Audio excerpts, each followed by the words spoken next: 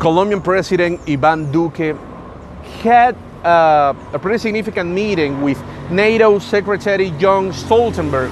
where both talk about different topics, including the support that the Kremlin and China have been providing to the Venezuelan regime. According to different media outlets, according to different reports, the right-wing president of Colombia told Stoltenberg that this one essentially represents a pretty dangerous situation, given the fact that the Venezuelan regime is a pretty dangerous one that could destabilize not only Colombia, but also the entire region. This meeting between President Ivan Duque and Jens Stoltenberg comes after, as we reported here on Newsweek on a previous episode, the meeting comes after Colombian intelligence agencies reported that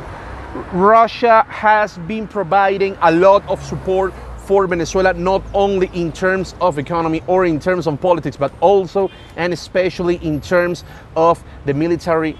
aspect, essentially the military aspect, and the way the Kremlin has provided a lot of weapons to Venezuela, a country controlled by the socialist regime of Nicolas Maduro that already deployed many of these weapons to the border with Colombia, in the part of the Venezuelan region, Apure, the Venezuelan state of Apure. However, in addition to these revelations, another one that prompted President Ivan Duque to talk with the NATO secretary was essentially the fact that Russia has already installed powerful radars near the Venezuelan borders with Colombia. This is extremely delicate and extremely significant because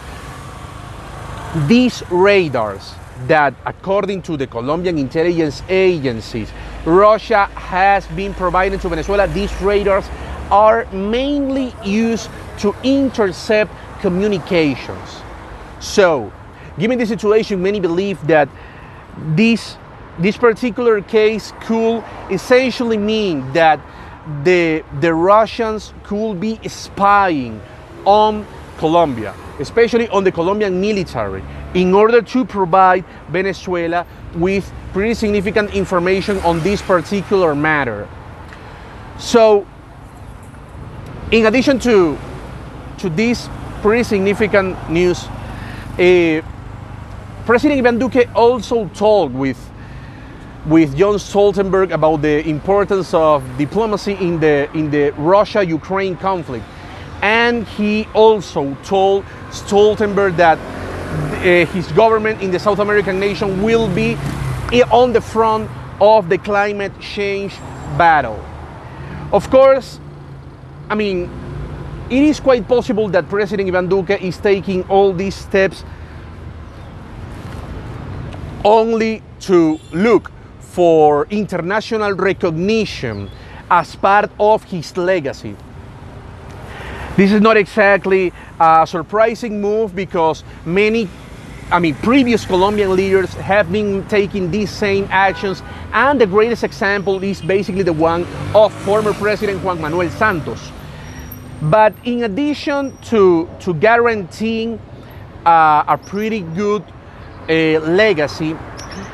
it is a undeniable fact that President Ivan Duque is also looking for the international recognition in order to be part of future projects on international organizations. However, this is going to be revealed in a couple of months because we need to remember that this is the last year of President Ivan Duque. He no longer has too much time on the Palacio de Nariño, and of course, only future will tell if the international recognition will come and how good his legacy is going to be. Reporting from Medellín, Colombia, Luis Orozco, Newsweek.